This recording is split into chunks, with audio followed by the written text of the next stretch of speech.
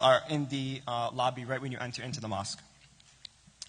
We are also partnering with Zaman International for a food drive over this month of Ramadan, and the boxes are also found in the main lobby. With that, I'd like to start off the program with the recitation of the Holy Quran by our beloved brother Yusuf Baydoun, Ba salawat ala Muhammad wa ali Muhammad.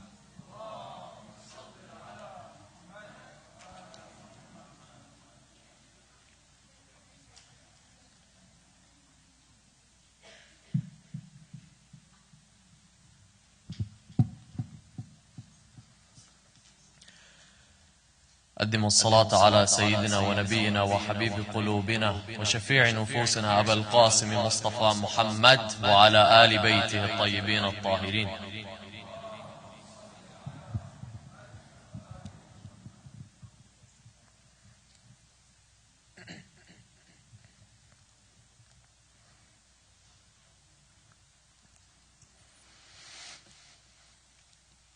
أعوذ بالله من الشيطان الرجيم.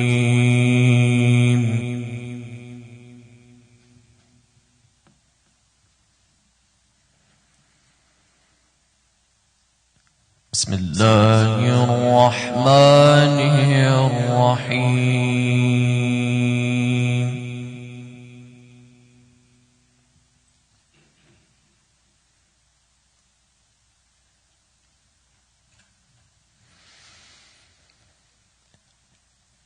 وعلم آدم الأسماء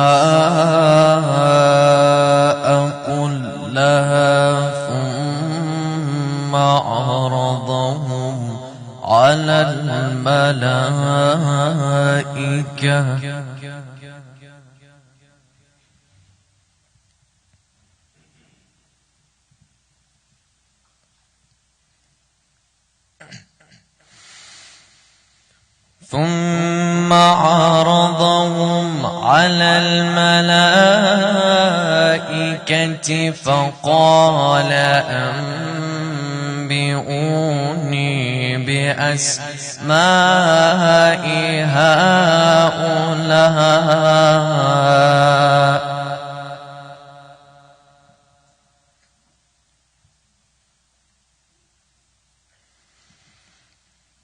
فقال أنبئوني بأسماء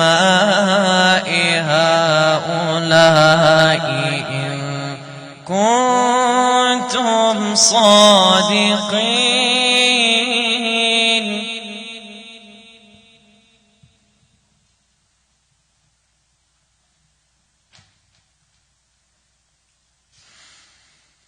قالوا سبحانك لا علم لنا إلا ما علمتنا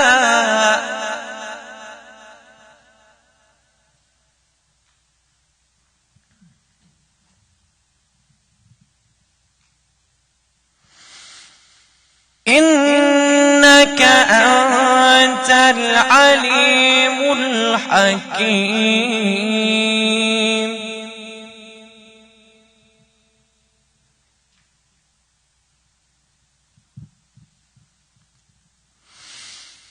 قال يا آدم أنبئهم بأسمائهم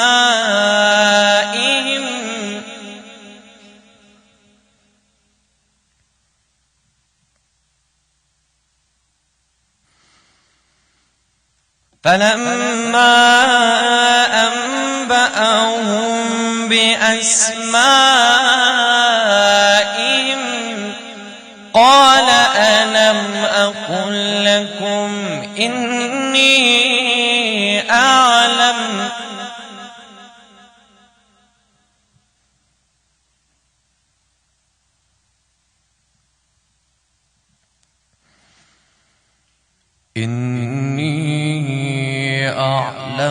غيب السماوات والأرض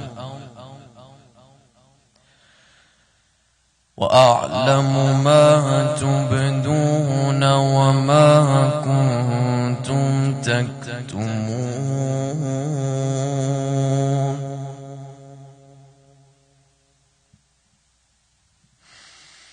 وإن قلنا للملائكة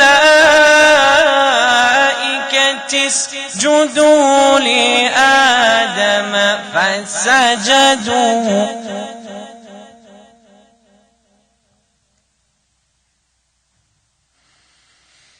فسجدوا إلا إبليس أبى واستكبر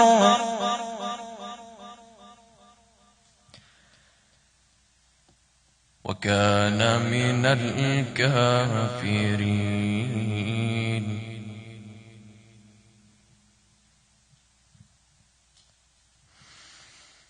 وقلنا يا آدم اسكن أنت وزوجك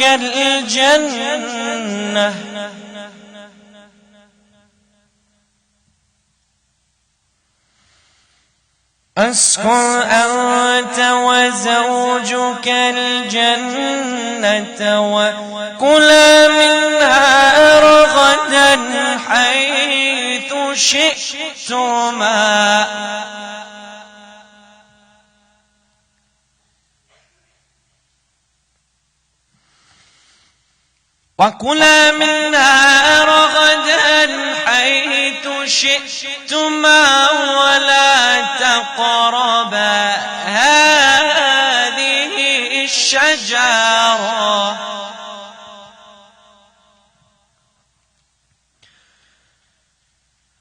ولا تقربا هذه الشجرة فتكونا من الظالمين. صدق الله العلي العظيم. صلوا على محمد وآل محمد.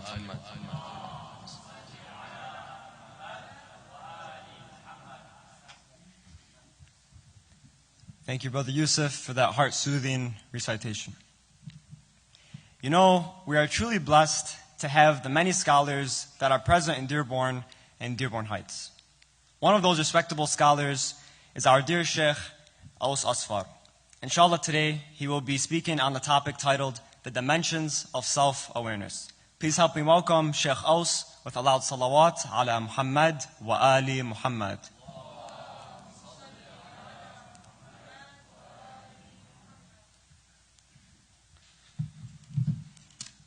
صلوا على محمد وآل محمد.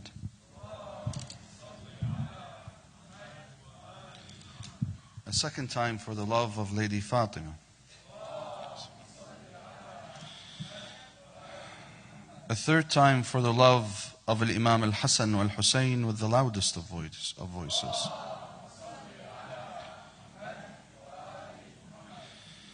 بسم الله الرحمن الرحيم والصلاة والسلام على سيد المرسلين حبيب إله العالمين أبي القاسم المصطفى محمد وعلى آل بيته الطيبين الطاهرين الذين أذهب الله عنهم الرجس وطهرهم تطهيرا.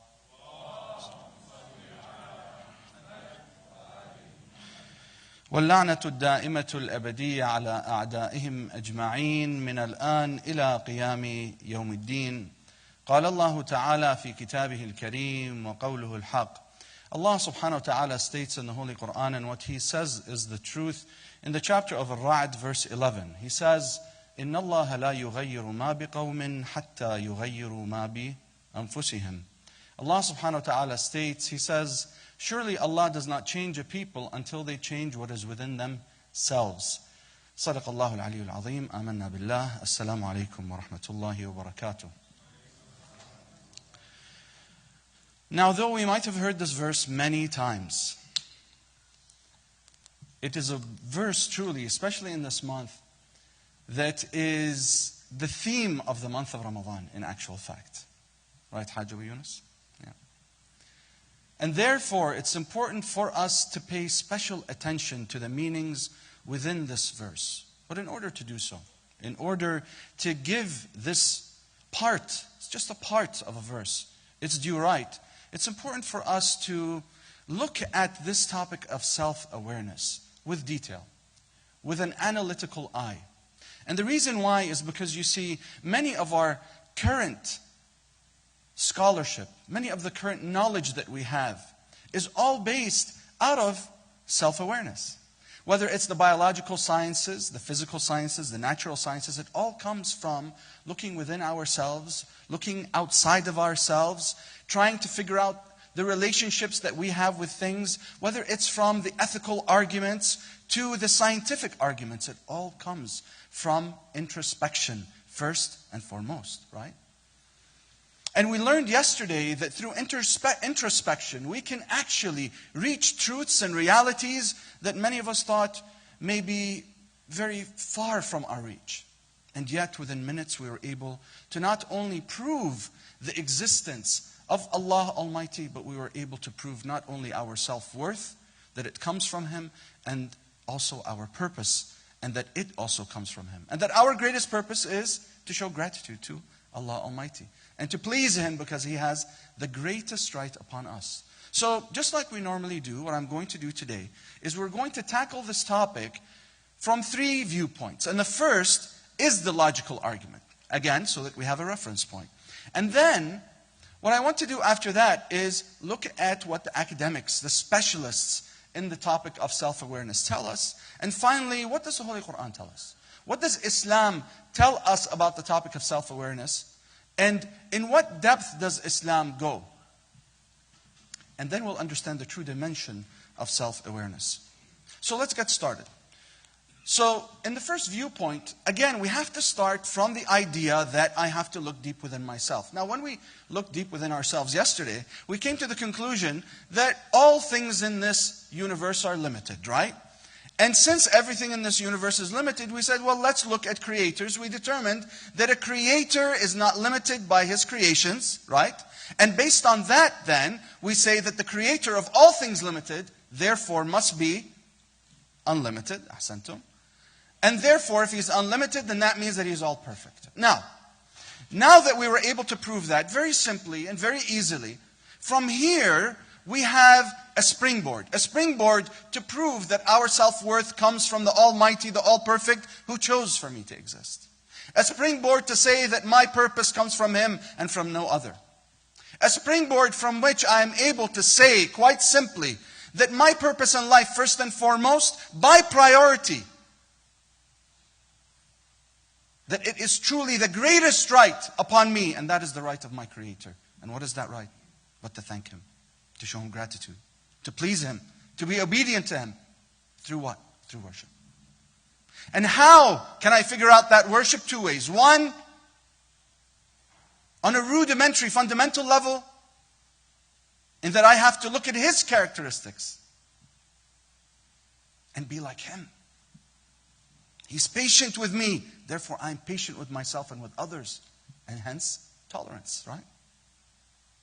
I find that He is generous with me, and therefore I must be generous with others, because He gave others self-worth, right? He gave others their own self-worth, so I have to treat them with that same sense of worth. So now, what does this mean to me? When it comes to the topic of self-awareness, where does self-awareness fit in? Well, for me to come to this conclusion, I had to be self-aware first and foremost, right? I had to actualize, self-actualize, look deep within myself. But then I say to myself, well, you know, there are a lot of people, such as my parents, that tell me, listen, every time I make a mistake, they say, aren't you aware of what you did? You need to be more aware. Every time somebody does me wrong, they sit me down and they say, you know, son, you know, daughter, you have to be more aware. Not everybody is the way that I've raised you, right? You have to be more aware. So there's a reason why they say this. Because awareness then is important to my life. It's important to my growth, right? I understand that self-awareness from a logical standpoint then is essential to my growth. But that self-awareness, first and foremost, comes from within, comes from me. And that if I want to change the world, the logical argument tells me and dictates to me that I have to start with myself. What did we say yesterday? We said you work on yourself on a personal level, right? Begin with the end in mind, remember? Right? We said set what your value system is. And then look outside of yourself. Think always of treating people the same way that you want to be treated. Always think win-win, right? Think of that principle of interdependence. So that then, after that, when you give from yourself to others, you're able to do what? You're able to then sit back and say, you know what, now I want to renew. After I've collaborated, after I've synergized, after I've done all of that stuff. But that all started in one place. And that was from my own self of awareness. So now that I understand that my self-awareness then has to come from me, it has to be from introspection, I have to then say to myself, well, where does this take me? Right? It takes me to an understanding that I have to work on myself first and foremost to make change in society. Very important point. It's just a logical necessity. Because if each one of us, Samahat al-Sheikh, myself, Brother Anwar, right? Brother Tammar, Brother Muntadhar, right? Brother Yusuf, Brother Muhammad Makki, Brother Jamil, Brother, Sister Fulan, and so forth. If each of us work on ourselves, then it's a logical necessity that we're all going to be in a good state. And if we're all in a good state, as a collective, we become a good, healthy society, a good, healthy community, right? Especially if part of our paradigm is what? Is taking care of you because Allah created you. And since you're worthy to Allah, you're worthy to me. So look at how far that self-awareness has taken me. Self-awareness brings me to another thing too, logically. I know that Allah subhanahu wa ta'ala, the Creator, the Almighty, created me for a purpose, right? We determined that yesterday. But could it be that Allah subhanahu wa ta'ala would predetermine things for me? Like, for example, He would create me as being bad and He would create someone else as being good. Notice this is my self-awareness. I'm trying to analyze myself logically, right? If I say yes, then there's a problem. Why? Because that means that God didn't really bring me here to please Him. He predetermined for me to be a certain way. And if He predetermined me to be a certain way, then what's the point of life? That means God did this without purpose. And that's a deficiency. And we proved that God is unlimited, which means He's all perfect, right? Which means He has no deficiencies, which means He wouldn't do that to me or to anyone else. Which means that it must be that my choices aren't predetermined. They're not. That I have freedom of choice. Yes, Allah creates that program within my DNA, that my liver functions a certain way, my heart beats a certain number of times, right? That my vision works a certain way, that I blink 100 times a second, or a minute, I should say, right? These are all predetermined things. But when it comes to issues of pleasing Him, He says, no, you have a choice. That's just a logical necessity. So don't let anybody come to you and tell you, you know what, everything's predetermined. What's the point? And this is a dilemma that we all have, right, growing up. That, well, what's the point of life? I mean, if everything's predetermined. Well, if everything's predetermined, why is it then that you make a choice to hit that snooze button? Why is it that you make the choice to get out of bed if that's predetermined, right?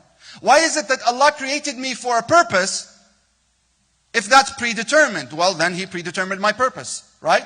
And my purpose was to be bad or my purpose was to be good. Doesn't make sense. It would have to be that my purpose would have to be good always. That would have to be predetermined, sure. But Allah, if He predetermines everyone to be good, then, what's the point of this life? Then we're all equal 100%.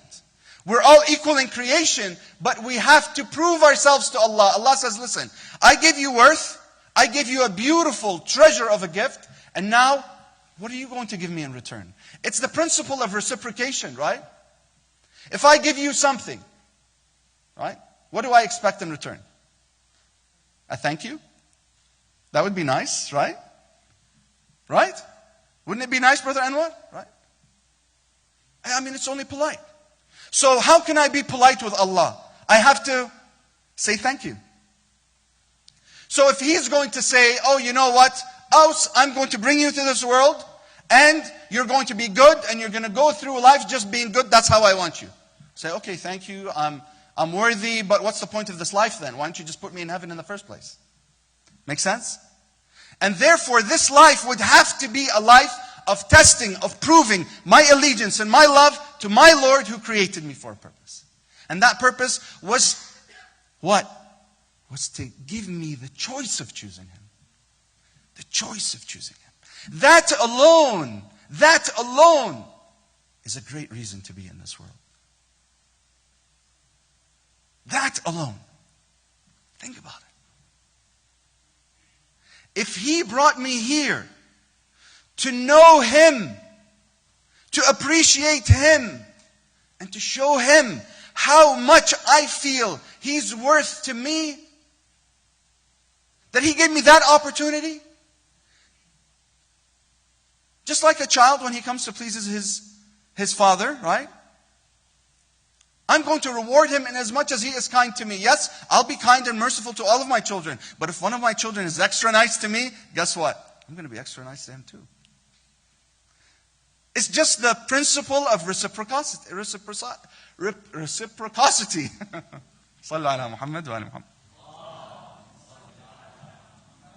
And that's a logical necessity.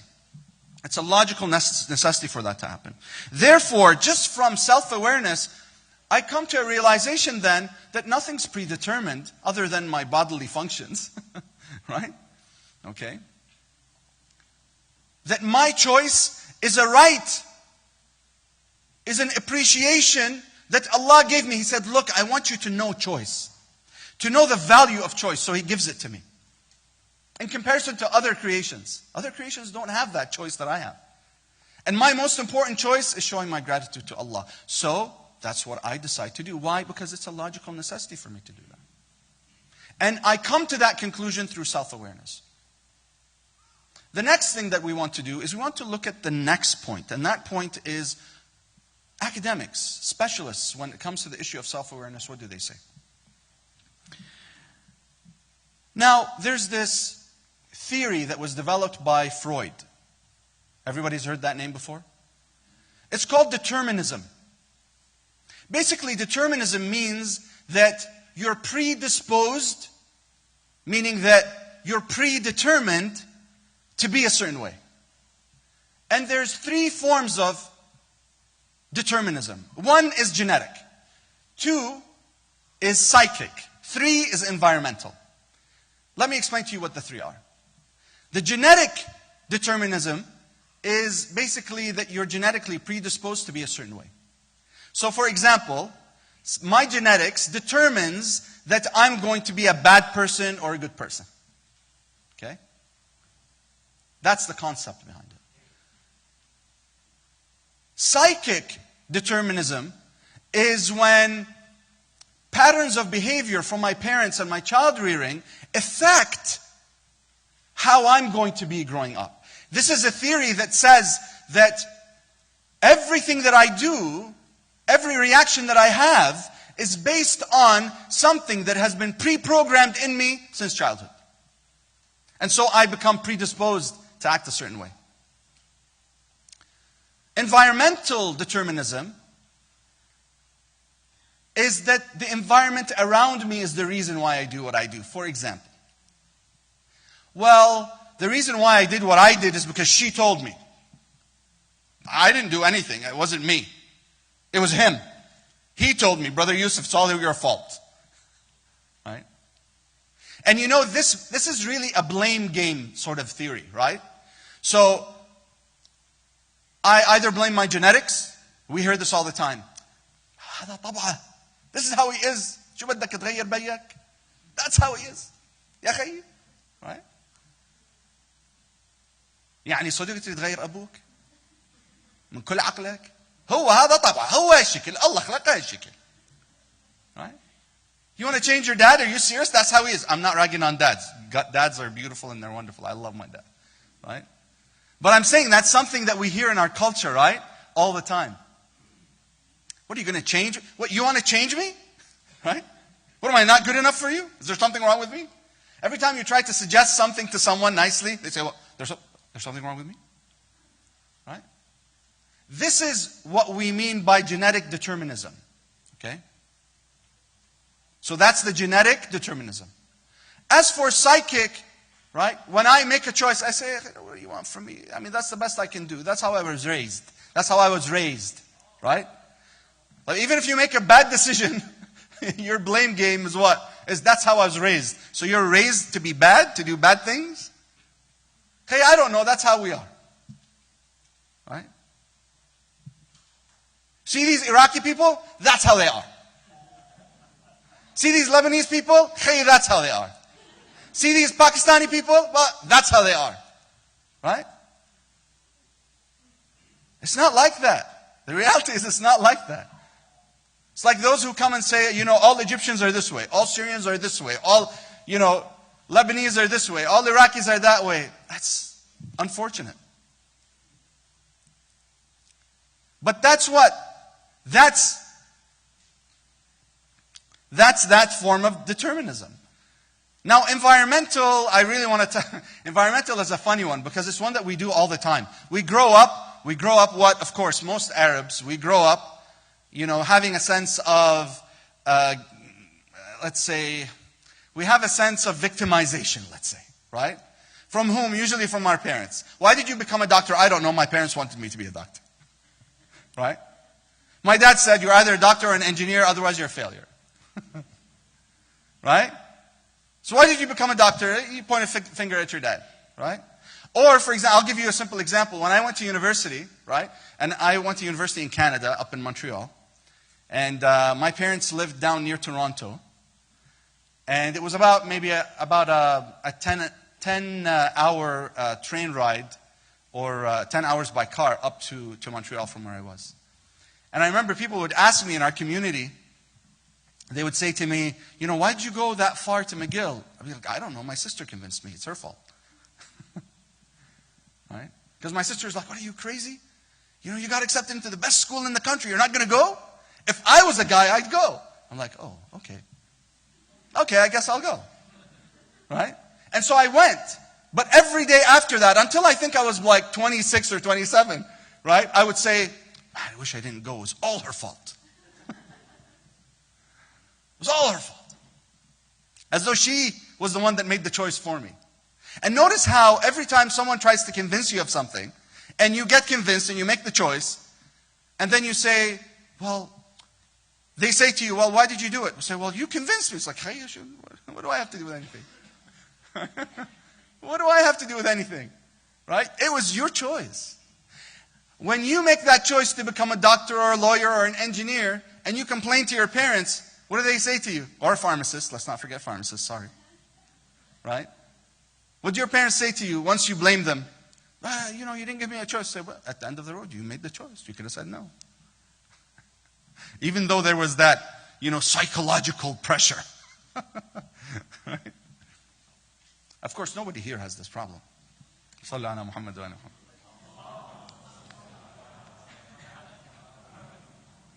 Okay, so that's determinism. Now, the next thing that we need to understand about the halls of academia and what they tell us is they determine also that they determine that there is something called self-awareness, which is thankfully something very good. And they also say, other than self-awareness, you have other things. You also have your conscience. Okay? And you also have imagination. And you also have something called your independent free will. Isn't that amazing? So, modern studies, psychological, social psychology, industrial psychology, all of these studies have determined that self-awareness is essential to change and behavioral growth. And they've determined that you need imagination, which is your creativity, right? Your ability to create things and imagine things in realms that don't even exist, right?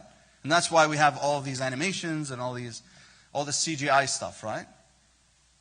And we have our conscience. And our conscience is what helps us determine what is right and wrong, what is true and false. They also tell us that you have your independent free will.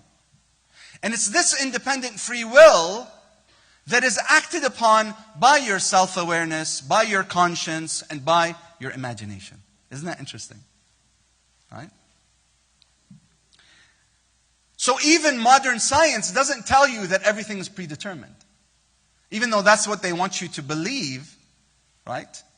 Even though that's what they want you to believe in the theory of evolution and that Big Bang happened out of coincidence. Of course, this is only the media that tells you this. If you go to the scientists themselves, they tell you, we believe Big Bang happened, we just don't know what was the reason for it. They don't claim that they know. And most scientists actually happen to be monotheistic, by the way. For those who didn't hear that lecture, you could probably go back into the archive and hear that lecture. Okay, so then, now that I understand that the halls of academia are telling me that there are these factors. They reject determinism, by the way. They say this is old school. Okay? We're in the realm of self-awareness. We're in the realm of free will, in the realm of having a conscience. We're in the realm of imagination. Okay? These are all factors that go into the issue of being self-aware and being able to make change within yourself. This is very important. Why? Because what they say is now they give us, after this point, they tell us, listen, in order for you to change, you have to do several things. Number one, you have to be proactive. Proactive is different than having initiative, Ali. Okay? It's different. Right? So, proactive means that you're a problem solver. Right? You believe in being what? In taking action, but action with a strategy. Finding a problem and a solution for it. And then taking the initiative, number two, to make that choice, to do it. Right? Now, there's a difference between being proactive and being reactive. And they make that clear distinction between the two. And what they say is that reactive people are myopic. Myopic meaning that they're nearsighted, right? They don't see the end zone. They don't see the end game. They only see things now, the problem now. Remember how we were talking about that yesterday? Right? You have to look at the end zone. So, if I'm working with the end in mind, then what they're telling me is to be reactive, then you become the type of person who only focuses on their immediate concerns and those things that they can't change. They say a proactive person looks at his problems as a whole. He realizes that there are problems that are under his control directly. There are problems that are indirectly in his control. And there are problems that he just can't control. Right? Isn't that how we would categorize our problems, if you think about it? And so they tell you, well, okay, now the problems that are in your control, you can handle those by being proactive. Those that are under your control but indirectly, you handle in that public sphere of interdependence, right? Because they're in someone else's hands. So what you have to do is you have to kind of massage that situation, right? Meaning that, you think win-win, you show the person that, things can be different. And what they tell you is that to be proactive means to actually have the self-awareness, to go back into yourself, pull yourself out of your own situation, look down upon yourself, and figure out why it is that things are the way they are, and listen to yourself. How are you talking? What is your language? What are you saying? And if you're being negative, then that means you're being reactive. And therefore, what do? They tell you, change your language. So if you say, this is a problem, instead of saying this is a problem, you say, there's got to be a solution. Instead of saying, I can't do this, what do you say? You say, you know what? I'm going to try. Instead of saying, it's impossible, you say, you know what? It's possible that there's a solution. So what do? You change your language. Once you change your language, your internal language, your self-talk, right? What happens? You start to change in your actions automatically. But it requires time. So what they say is this way of dealing with your problems is habitual, meaning that it's a habit. right? And to break that habit, what do you have to do? You have to observe yourself for 30 days. It's called the 30-day trial. And what do you do in the 30 days? You focus on observing yourself, jotting down what you do and how you are. What your language is like. Is it negative? Is it positive? Right? And how it is that you can change that language. And so you start practicing that for 30 days. In Charles Duhigg's book, The Power of Habit, the studies all show that you need 36 to 38 days to change a habit. And you only need to make small changes. And those small changes can be just in your language.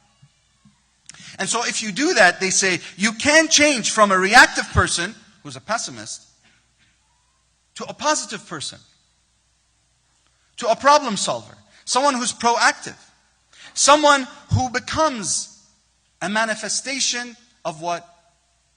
Of change. Because if you change what is within, then what's going to happen? Then what's outside will change too. When you're around a negative person, what happens to you? Do you absorb their negative energy? And what happens to you? Do you end up having a bad day, right? And feeling negative yourself or no? Correct? But if you are with people who are positive, when they see you, Assalamu alaikum, may Allah bless you, you're such a great person. You're looking good today. What happens? You feel that positive energy, right? It fuels you. It thrusts you up, right? It makes you more positive and more optimistic. And this is what the halls of academia tell us. Isn't that interesting? Now, I know that a lot of you are listening to this and saying, hang on. Yesterday, the Prophet's speech, it was saying a lot of these things, right? We know that the month of Ramadan, let's go back to the verse. Remember what the verse said? إِنَّ اللَّهَ لَا يُغَيِّرُ مَا بِقَوْمٍ حَتَّى يُغَيِّرُوا مَا بِأَنفُسِهِمْ. Allah does not change a people until they change what is within themselves. Until. This hatta, by the way, is harf jar, which means it's a preposition. And a preposition in the Arabic language, in grammar, only comes before a noun. But in this case, it comes before a verb. And there's a word missing. A word, we call it أن المضمرة. صحيح شيخنا? أن المضمرة, أداة نصب. When it comes before a verb, what does it do? It shakes it up, takes one of its letters, actively throws it away. The last noon of يغيرون, the noon gets pulled out and thrown away. What a beautiful action this grammar does, right? It shakes up that word. It says, listen, things are not going to be the same. If you're going to do this action, you're going to do it right. I'm pulling off your noon, right? You are an element of change. Hatta means until. That means Allah is saying what? He's saying, look, I'm waiting for you to make the change. Hatta yughayyiru. Until they make the choice to change. How do we know that we have choice in Islam? Allah says in the chapter of Al-Insan, He says, إِنَّا هَدَيْنَاهُ السَّبِيلَ, verse 3. إِنَّا هَدَيْنَاهُ السَّبِيلَ إِمَّا شَاكِرًا وَإِمَّا كَفُورًا. We guided him to the straight path. Either he is thankful or he is unthankful and disbelieving. So is Allah telling you that you have a choice or not? Allah is telling you. And we proved that the Holy Quran is the word of Allah in our last series. But you say, Shaykhna, I have so many dhunub on my back. I have so many sins. What do I do? Allah subhanahu wa ta'ala says in the Holy Quran, قُلْ يَا عِبَادِيَ الَّذِينَ أَسْرَفُوا عَلَىٰ أَنفُسِهِمْ لَا تَقْنَطُوا مِنْ رَحْمَةِ اللَّهِ إِنَّ اللَّهَ يَغْفِرُ الذُّنُوبَ جَمِيعًا إِنَّهُ هُوَ الْغَفُورُ الرَّحِيمُ. Allahu Akbar. Allah says to the Prophet, He says, say to them, O my worshippers, who have lived in excess, have sinned, do not despair from the mercy of Allah. Don't think that Allah will not be merciful with you. Allah's mercy has encompassed all things. For Allah Almighty, He forgives all sins. It is only Allah who is the most forgiving, the most merciful. So then, what is Allah telling us? Change. Change. I'm waiting for you to change. It's your choice to change. Right? And that comes from what? From introspection. From being self-aware. So what do? In this month, what do we do? Now we're going to turn things into practice. You ready? I'm going to give you homework now. So your homework for tomorrow. Oh, come on, Sheikh. Now homework. We have tests already and so on. But this is very simple homework. Huh? The best homework? Yeah, you're a dad, so you probably aren't going to school.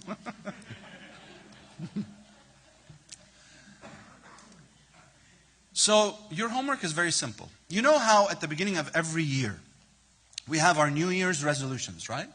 We say, this year, I'm going to improve my relationship with the Holy Quran. Right? A lot of us say this. We say, well, I'm going to recite more Quran. Then the end of the year comes along and you're like, I know I said I was going to recite the Holy Quran, but I didn't do real well. So why is it that happened? This is what I want you to do. I want you to take one day, just one day out of your week, any random day, pick any random day, okay? And I want you to, in an Excel sheet or on a piece of paper, write 1 hour time slots. Next to each slot, I want you to write what are the things that you do in those hours.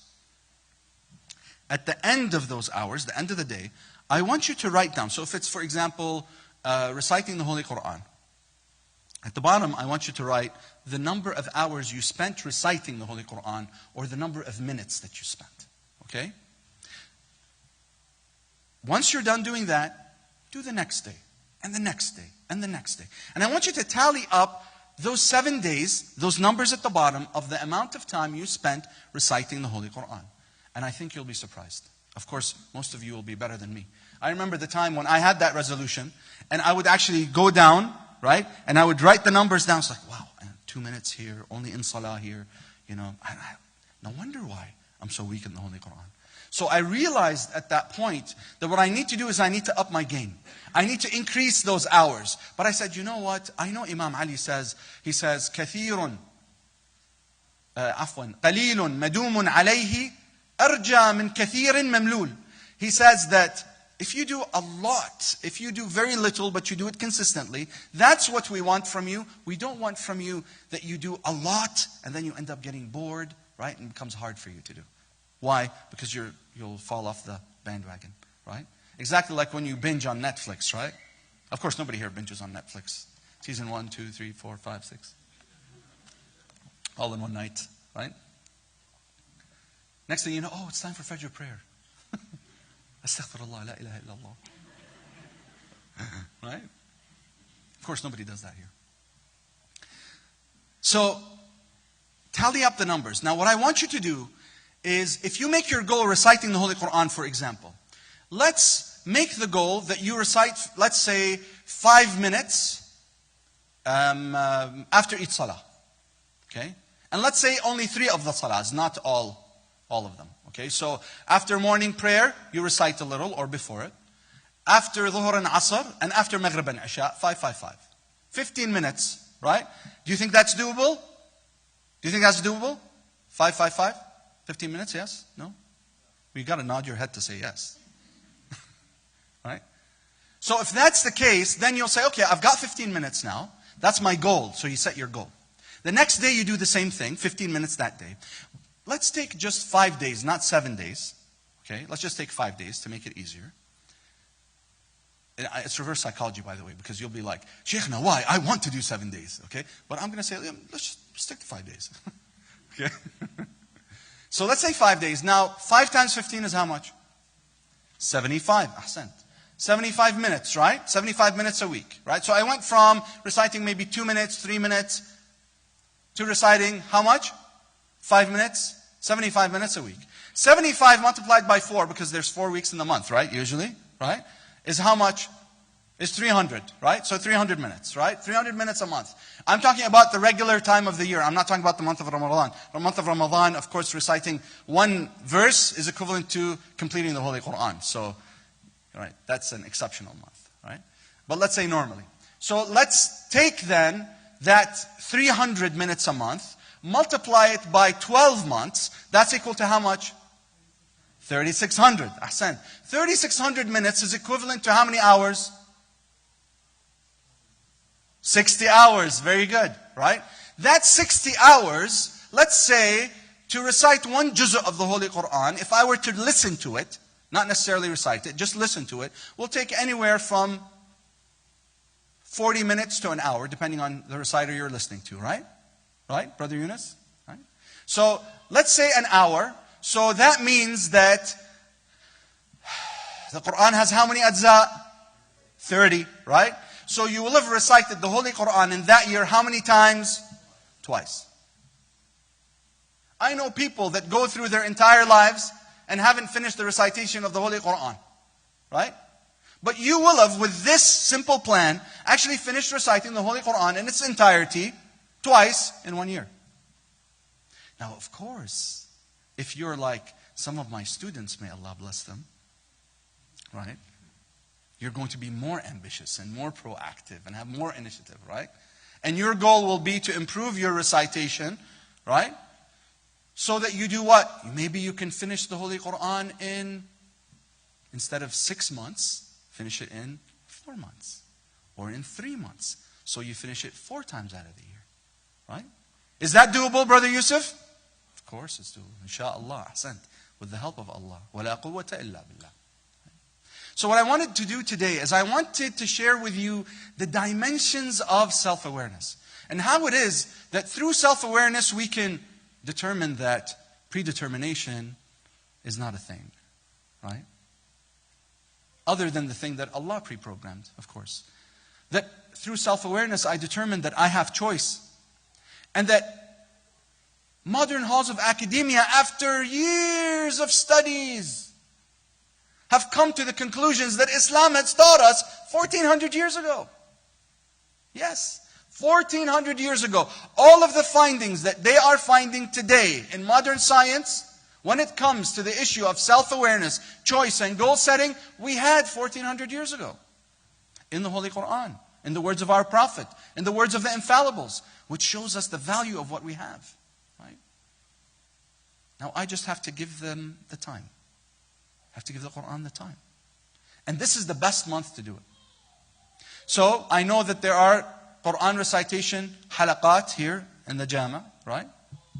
In the Muntada here. For the sisters, I believe it's like at 12, I think, or 12:30 before Salah. Correct me if I'm wrong. And after Salah, I think at 2 o'clock with Hajji Abu Haydar Sa'di, may Allah bless him. Right? There's Quran recitation circles also. And if you can't attend those, then you have YouTube. When you're in your car, driving to school and coming back, listen to the Holy Quran. Make that part of your repertoire. Right? Part of your repertoire. Even just listening to it. Opening up the Quran, even if you don't know how to read and you're weak. Listen, and recite. Do you know that Imam Ja'far al-Sadiq alayhi salam, sallu ala Muhammad wa ali Muhammad? It's narrated in the book of Al-Kafi. A man comes up to him and he says to him, I have memorized the Quran, but should I recite it out of memorization or should I read it? He said, do both. There's barakah in looking at the words of the Holy Quran and there's barakah in memorizing and reciting. Another man comes to the Imam Salamullah alayhi and he asks him, he says, when I recite, I make mistakes. He said, your thawab is multiple of someone who knows how to recite really easily. Why? Because your goal is to perfect yourself. They have perfected that part. They need to work on something else. But for you, when you make a mistake, you get double the ajr, double the thawab for your effort. So don't think that you not reciting or you being weak in Arabic is something bad. No. Use it as motivation. Be proactive. Find a solution to that problem. Right? Find someone to help you. I ask that Allah subhanahu wa ta'ala allows us to be proactive, to have initiative, to change ourselves, to have great self-awareness, to be able to look down upon ourselves, determine our situation, change our language, change our self-talk, talk to our hearts, remind ourselves what we were truly here for. And that Allah sees that everything that we do. And that everything that I decide to do, whether it's drinking water or becoming a doctor, right, becomes for Allah. Or becoming an engineer, we can't forget the engineers. Or the pharmacists. Or the lawyers. Or the sheikhs. Or the sayyids. Right? Or the moms.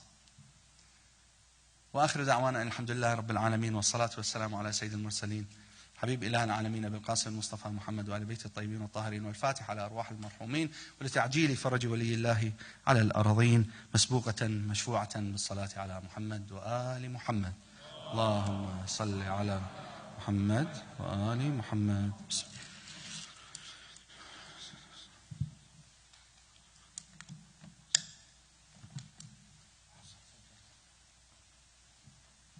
Sheikhna, man, you didn't mention nurses. I don't know what's the deal with that. Come on, I'm messing around. Thank you, Sheikhna. Yeah, I already know. Thank you, Sheikhna, for that online lecture. Please give him another loud salawat ala Muhammad wa ali Muhammad. Inshallah, this will conclude our program for tonight. Please remember that our program begins tomorrow night at 11 p.m. sharp. Again, if you are interested in volunteering or sponsoring the MYC, please go to the MYC table, found in the hallway on your way out. Assalamu alaikum jami'an, salli ala Muhammad wa ali Muhammad.